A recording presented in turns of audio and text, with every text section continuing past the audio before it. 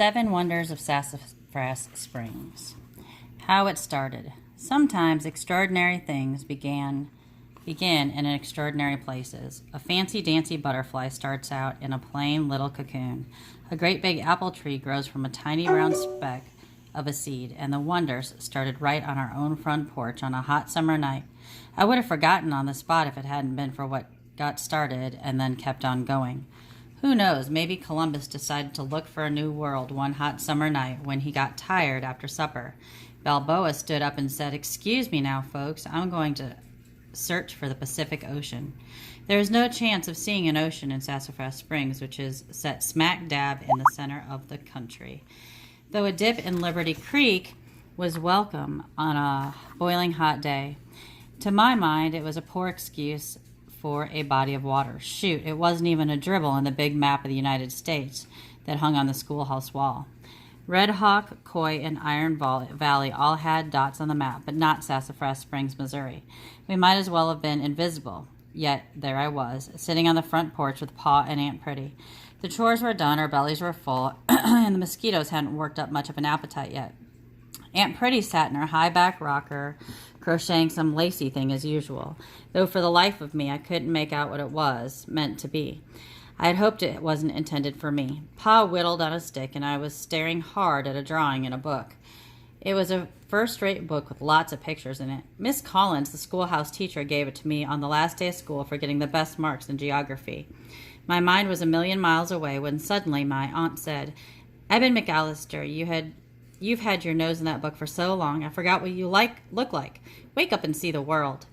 I gazed out at the familiar white fence, the faded red barn, and the yellow clay road. A pair of fireflies blinked over Aunt Pretty's peony bed. Our horses, Pat and Murph, were in the barn. Mabel and Mert were in the milk shed, and chickens had gone to bed long ago. My dog Sal thumped her tail, mostly hoping I would stir up some excitement. She should have known better.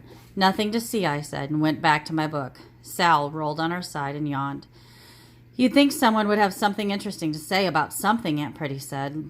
"Living with the two of you is like living alone. I might as well talk to myself." Although I didn't say it, Aunt Pretty did talk to herself all day long. It was no picnic taking care of Pa and me.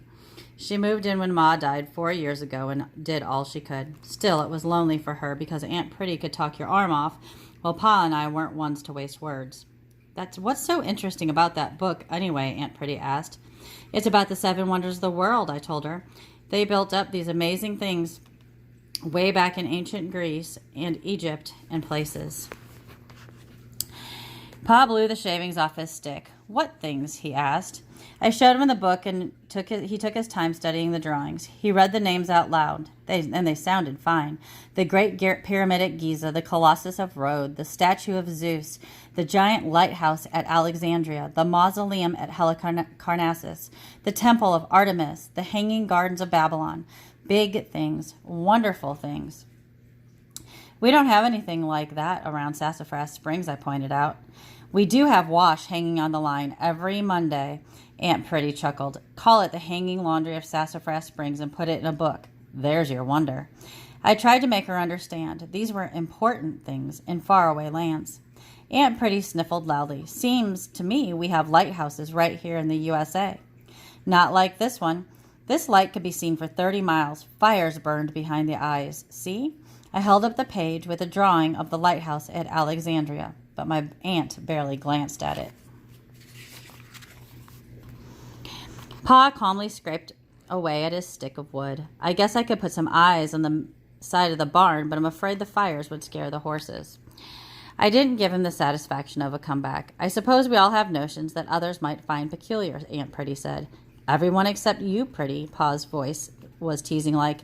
"You hush up, Cole, or I'll bake up a batch of Aunt Dessie's biscuits for breakfast." They both chuckled. "What are they?" I asked. "Your great Aunt Dessie always got her recipes all mixed up. She could never remember whether it was a cup of flour and a pinch of salt or a pinch of flour and a cup of salt, so her biscuits were hard as rocks," Aunt Pretty explained. "No wonder Uncle Jonah didn't have a tooth left in his head," Pa said, and they exploded into laughter, though going without teeth didn't seem too funny to me. Yep, Desi's biscuits were downright wonders, Pa added, and he and my aunt laughed even harder. That's not what I mean. I was getting seriously annoyed. I'm talking about things so special. Folks would travel all around the world to see them. Aunt Pretty put down her crocheting and sighed.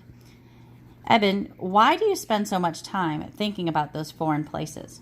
Because someday I'm going to see them, I told her. I'm going around the world on a tramp steamer like the fellow who wrote the book. Aunt Pretty huffed and started crocheting with a vengeance. Wouldn't that be a scandal, leaving your pa alone with all this work, leaving the farm to go to rack and ruin? Eben's free to lead his own life once he's grown up, Pa said, if the farm doesn't suit him. I stared at the barn for a spell. Why do all the barns in Sassafras look the same? To this day, I don't know why I was in such a complaining frame of mind, but I was. Why isn't there a round one, or a blue one, or one with a tower? Aunt Pretty's crochet hook hung in midair. A round blue barn with a tower. Now I've heard everything. What would people think? Maybe they'd think Sassafras Springs is a place worth seeing instead of just passing us by, I told her. Sassafras Springs is as good a place to live as any I've heard of. Aunt Pretty's voice was firm. We'd look silly with a pyramid out in our cornfield. Just think, Pretty, we could charge folks to see it, Pa joked. You could sell the tourists lemonade and your good apple pie. My aunt laughed. I did not. Pa eyeballed his whittling stick again. That Egypt looks to be a mighty dry place. I wonder how they grow crops to live on. They've done fine all these years, I snapped back. A lopsided moon popped up in the dusky sky, but it didn't shed light on any wonders. Maybe our buildings are lacking in originality, Pa admitted. Still, I can't believe there aren't a few wonders around here somewhere. Maybe a little smaller than that pyramid, so's you've not noticed yet. I didn't mean to sigh as I did right then. The light was fading fast, and Aunt Pretty's crochet hook was flying like fury. Pa stared out at the farm with a faraway look in his eyes. Annie Mae always wanted to go up to Silver Peak, Colorado, just to see Colin Molly and her husband, Eli. She wanted to see a real, honest-to-goodness tall mountain, the kind with snow on top. I sure wish I'd taken her. I swallowed the lump of snow I felt whenever Ma's name came up. Sol got up and pressed her chin on my knee. We all sat silent, even Aunt Pretty, until Pa asked, Does that book tell what a wonder really is? I thumbed through the pages. Back to the introduction. Here it is. It says, a marvel, that which arouses awe, astonishment, surprise, or admiration. Pa scratched his cheek with the dull side of his knife. I've seen one or two things to admire around here. Maybe if you put out a little effort, you would too. I closed the book and leaned back on both elbows. But what's the point? I just think there's no use searching the world for wonders when you can't see the marvels right under your own nose. Amen, said Aunt Pretty. It just wasn't enough to satisfy me, not in the mood I was in. Just what marvels are you talking about? Pa stood up and started pacing around, rubbing the back of his neck, the way he always did when he was pondering something important. I have a deal for you, he finally announced. You find yourself 7 wonders right here in Sassafras Springs, and I'll buy you a ticket to go see Molly and Eli in that mountain. I almost fell off the porch, and so did Aunt Pretty. All by himself, she asked, rolling our eyes. An 11-year-old boy staying with folks who are practically strangers out there in the wilderness? Pa ignored her. Of course, like you say, you probably can't find 7 amazing things in all of Sassafras Springs, but you could try. My mind was racing. A train ticket? When? Reckon there's time right before harvest. Can I enter this contest? Aunt Pretty asked. The deal's between me and the boy. Pa rose from his chair and disappeared into the house. Colorado, Aunt Pretty shook her head. Why, I could have been tickled pink just to go to St. Clair when I was a girl. I've never been able to picture my aunt as a girl. Her real name, Purity, got shortened to Pretty years ago. The name stuck, though. She'd added a few pounds over the years. Pleasingly plump, she said. Pa always told her she was still in her prime. You're a fine figure of a woman, little sister, he'd say, but that made Aunt Pretty blush every time. The door squealed as Pa came back outside and handed me a pad of paper. You can keep track of your wonders here. How long do I have? 7 days seems fair, said Pa, settling back down. Long as it took for God to create this world and take a day off. A wonder? A day? I don't know. At that moment, 7 of anything seemed like a lot, especially if Sassafras Springs had wonders that hadn't shown up so far. Still, I could already hear that train whistle Could already hear that train whistle calling and already see those tracks pointing toward the white-capped mountains of Colorado. I'll start tomorrow. I guess Columbus said something like that once, only he said it in Italian.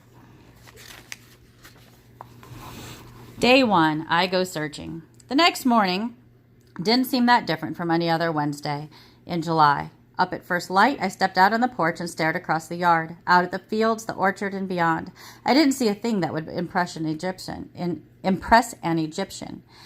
I fed Murph and Pat while Pa milked Mabel and Mert. Then we harnessed the horses and headed straight to the fields. By that year, which was 1923, a few farmers had tractors, but Pa said the problem with machines was when you said, "Whoa," they kept on going, unlike Murph and Pat. I knew it'd be foolish to look for wonders on our own land. I'd been up and down the rows of corn and beans so often I knew every clump of dirt. While I weeded, I did come up with a plan of how to start my search. When you're plowing or mowing, you start at the beginning of one row and go all the way to the end. Then you move up to the next row, to the end, and so on. That's how I'd go looking for wonders, up one country lane and down the next until I covered all of Sassafras Springs. 7 days would be enough time. Still, I wasn't convinced I'd find anything awe-inspiring. In the late afternoon, Pa gave me a break from the chores. That alone would count as a wonder in my book, though I didn't say it out loud. He might have called off the deal altogether, and I wasn't about to let that happen. I stuffed the tablet in my back pocket, and Saul and I walked out to Yellow Dog Road. That's what they call the wide strip of dirt that goes straight down the middle of Sassafras Springs. In the winter, it's as slick as grass. In the spring and fall, it turns to mush. In summer, it's plain yellow dirt, so dusty I could taste it. "I've got a plan, Saul," I announced. Sal wasn't much interested in plans. She let her nose lead her where it would, usually towards the nearest squirrel or rabbit. Across the road, I could see a group of farms up on a rocky ridge midway up Redhead Hill. There were a couple more in the valley below. On our side of the road was our place, 3 other farms, and the community church. If you went all the way down Yellow Dog Road, you'd connect with the county road, a 2-lane highway that brought the occasional traveler or salesman to town. My best friend Jeb and I used to sit at the crossroads when we were younger, waiting for something interesting to come along, like an automobile or a circus wagon. Once, when we were 8, a city fellow in a straw hat and red suspenders stopped and asked directions. He was traveling downstate to attend the College of Mines and Metallurgy. Didn't that sound like a fine place? Folks sitting around studying gold and silver all day? Jeb and I talked about it all summer, rolling that name around, College of Mines and Metallurgy. At the crossroads of the county road and Yellow Dog lay a scattering of stores and houses. It wasn't much of a town, though there was talk of building a community hall. Just talk, Pa said. On the other side of the county road ran Liberty Creek. It was a good place to swim, skip stones, fish, or float a small boat, if you watched out for rocks and didn't mind the occasional snake. Wild sassafras grew along the banks, and upstream a spring fed the creek. It's not hard to figure out how our town got its name. Standing in the middle of Yellow Dog Road, I could see plenty of land, but nothing more wonderful than barns and silos. "Maybe we need some company," I told Saul. "No use doing this all alone." When we walked down to the Austins to see if Jeb wanted to come along. Even though his family's farm was next to ours, it was still a hike to get there. Dusty, their big brown dog, ran up to greet Saul and me and led us to the vegetable patch where Jeb was riding herd on a whole pack of Austins. He had 4 younger sisters and 4 younger brothers. The babies were inside with their ma and the oldest girl, Maggie, but the rest of them hung all over Jeb as usual. You hardly ever saw him without a brother clinging to his leg, a sister riding piggyback, and another one tugging at his back pocket. Fortunately, Jeb was good-natured. "You want to come searching with me?" I asked him. "Looking for trouble? I got some here," said Jeb, fluffing Flo's hair. "Hi, Eben," she said with a giggle. "Got any candy?" Before I could answer, Charlie lunged for Saul, yelling, "Doggy!" She escaped his grasp in the nick of time. Don't get me wrong, I like Jeb's brothers and sisters, but whenever I tried to tell Jeb he was lucky, he'd say, "Take as many of them as you want." "I was hoping you and me could go searching for wonders, like the 7 wonders of the world. Remember, in geography?" Jed grabbed Fred's overalls just in time to keep him from mowing down a tomato plant. "Nothing like that around here," he said. "You got your work cut out for you." If I can find 7 wonders in Sassafras Springs, I'll get to go to Colorado on the train. Jeb let out a low whistle. "By yourself?" I nodded, just as Bessie burst into tears because Joey was dangling a fat worm in her face. Maybe tomorrow, said Jeb, picking up Bessie. I kind of have my hands full today. I trudged back toward the road with Saul at my heels. Looks like we're on our own, I told her. She wagged her tail, grateful-like. We took the side road off Yellow Dog and headed up the hill, past fields tall with corn, aiming toward the farthest side of the ridge. I guess this is the beginning, I told Saul. Well, the two of us walked and climbed and searched and explored, but we didn't see anything out of the ordinary. At this rate, at the end of 7 days, we'd have an empty tablet and a dog full of cockleburs. I sat down and tried to pick the ornery stickers out of Saul's fur, and she licked my hand in thanks. Well, girl, I guess we better keep on looking. Then I remembered the part of the verse I'd heard last week in Sunday school. He that seeketh, findeth. That sounded encouraging. I recalled another part of the chapter said, ask and it shall be given you. Maybe finding wonders would require some asking, though speaking up did not come naturally to me, as Aunt Pretty liked to point out. I craned my neck and glimpsed the very top of Redhead Hill, trying to imagine how much higher Silver Peak Mountain would be. Come on, girl, I told Sal as I stood up and brushed the seat of my trousers off. Let's go seek and find some wonders. The furthest farmhouse belonged to Mr. and Mrs. Orville Payne. Once a month or so I saw Miss Almeda Payne in our parlor, along with half a dozen other ladies from church sewing circle. How their needles kept up with their tongues was a mystery to me, but I thought I'd call Miss Payne and see if she had anything astonishing to show me. There were 2 windows on the front of the Payne house, one on each side of the door. With the shades pulled halfway down, they looked like a pair of sleepy eyes. I took a deep breath and knocked. It was dead quiet inside. I thought Miss Payne might be out back and went to check. As I rounded the side of the house, I practically ran smack into Mr. Payne, and he wasn't pleased to see me. Neither was his huge dog, who bared his yellow teeth at Sal. She stood her ground but kept quiet, as the Payne dog was double her size. Sal was brave, but she wasn't stupid. Orville Payne was a tall man, so tall that when you looked up at him, I could see clear inside his nostrils. They were flaring like an angry bull's. What you doing here? He asked in a gravelly voice. Why, looking for Miss Payne. It's me, Eben McAllister. He frowned and blew his red nose on a ragged bandana. Why aren't you home with your pa? Well, sir, I'm looking around Sassafras Springs for a wonder. You know, like a wonder of the world. Mr. Payne spit on the ground. More like you're nosing around to see if anybody had anything worth stealing. Now get out of here and stay out. I don't want boys like you snooping around my house. Go on now. He didn't have to tell me twice. As Saul and I hightailed it out of there, my heart was leaping around in my chest. Folks in Sassafras Springs were usually friendly enough, but they expected their neighbors to mind their own business, which did not include asking about wonders. When we were out of Orville Payne's sight, I stopped to catch my breath. I was ready to give up and go home. I decided to try to keep my eyes open for wonders while keeping my mouth shut. On the way back down the hill, I rounded a bend and saw something waving at me friendly-like. I waved back. Somebody. When Saul and I got closer, I saw that the arm was really a sleeve of a dress hanging on a wash line with shirts and unmentionables, as Aunt Pretty called underwear. They were outside the house where Mrs. Pritchard, my Sunday school teacher, lived. Just then, Mrs. Pritchard herself stepped out from behind the wash and waved.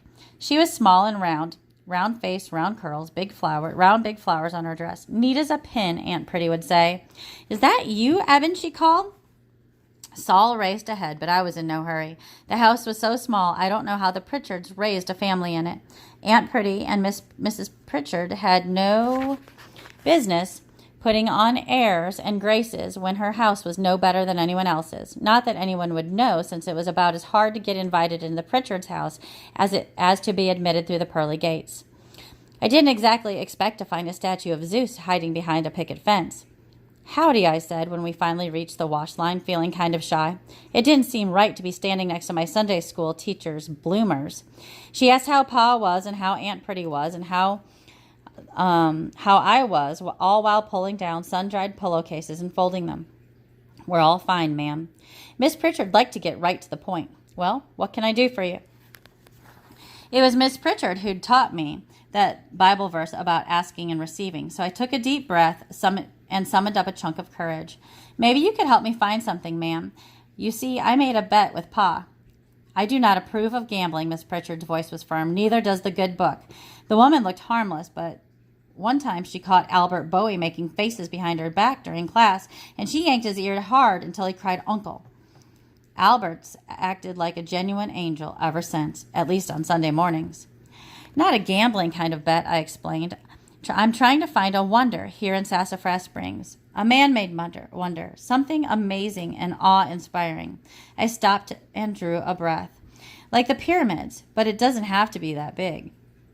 What a funny idea, Miss Pritchard said. I think you are on a fool's errand looking for wonders around here. Better you go home and study that Sunday school lesson. Book of Mark, chapter 4, verse 30. The parable of the mustard seed. Study that, Eben, instead of bothering folks for wonders.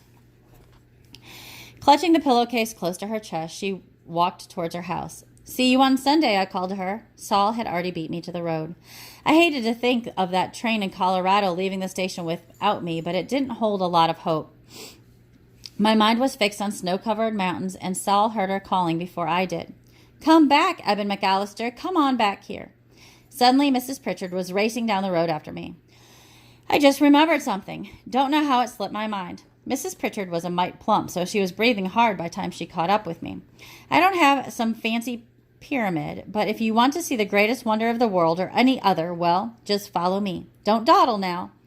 She marched to her house like a soldier, and you can bet I followed her. I didn't want to get my ear pulled.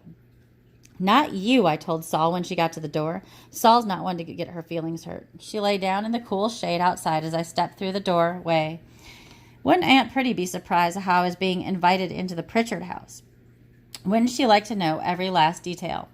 Miss Pritchard went straight to a tall cabinet, opened a drawer, and picked up something wrapped in tissue paper. I haven't shown this to anyone in years, but you asked for a wonder, Eben. You'll never see more of a wonder than this. She carefully peeled back the paper. The shriveled-up face sent shivers up my spine. I knew it was an apple-head doll, but it reminded me of the shrunken head I'd seen in my exploring book. Aunt Pretty told me that when she was growing up, the only dolls country girls had were made of rags, dried apples, or clothespins. Miss Pritchard's doll had yellow yarn hair, an old-fashioned dress, and 2 hollows carved out of leathery apple for her eyes. Why anybody, even a girl, would take a fancy to a doll was beyond me, but this one was something special. This one was ugly as sin.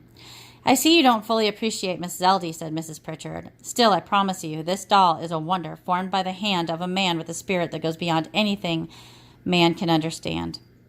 She cradled the doll and sat down. "Only a doll," you may be thinking, Eben, "an old woman's doll at that. However, once you hear Miss Zeldy's story, even a young man like you will sit up and take notice." I was already taking notice, especially when Miss Pritchard held Zeldy on her knee like some hideous child. I half expected the doll to start talking. I felt those hollowed-out eyes staring right through me, and the hairs on the back of my neck tingled. Mrs. Pritchard pointed to a hard green sofa opposite her. "Sit down now, Eben McAllister, and pay attention to what I have to say," she ordered me. So I sat, because when folks in Sassafras Springs start to tell a story, it's likely to take a while.